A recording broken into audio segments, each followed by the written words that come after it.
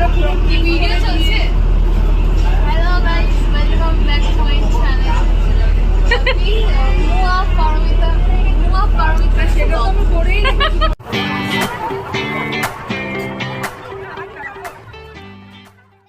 Hello hello welcome back to my channel. তোমরা সবাই কেমন আছো? আমি তো আছি, খুবই ভালো আছি। মাঝে খুব ঠান্ডা লেগেছিল।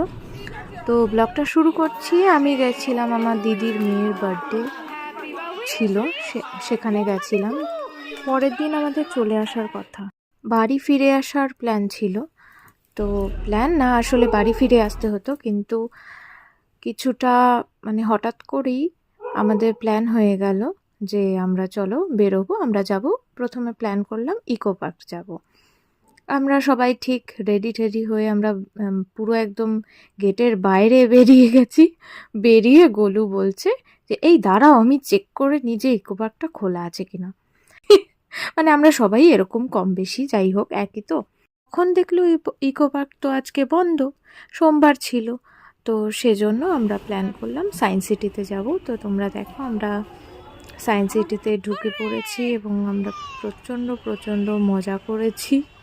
যেহেতু আনপ্ল্যান ছিল, অনেক কিছু আমরা দেখতে পাইনি, কিন্তু আমরা একসাথে, আমরা মানে আমি, আমার হাজব্যান্ড, আমার ছেলে, দিদির ছেলে মেয়ে, আর ছিল বৌদির ছেলে আর বৌদির মেয়ে।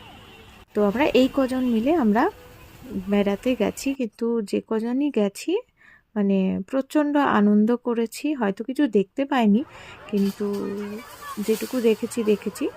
আর আমি একটা বিষয়ে বকাও খেয়েছি, সেই প্রসঙ্গে আমি পরে আসছি। শুধু আমি একা খাইনি, আমি আর গোলু দুজনে মিলে জম্ম ধোলাই খেয়েছি।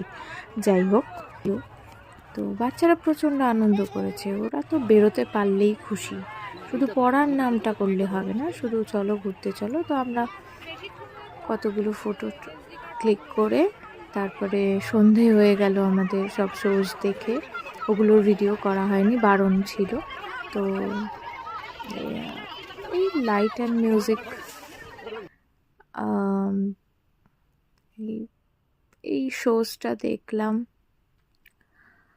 তো তারপরে দেখো তোমরা, এটা দেখতে খুবই ভালো লাগছিল, যেহেতু এত সুন্দর কালারের সব ঝর্ণাগুলো হচ্ছিল। তো এটা খুবই সুন্দর লাগছিল।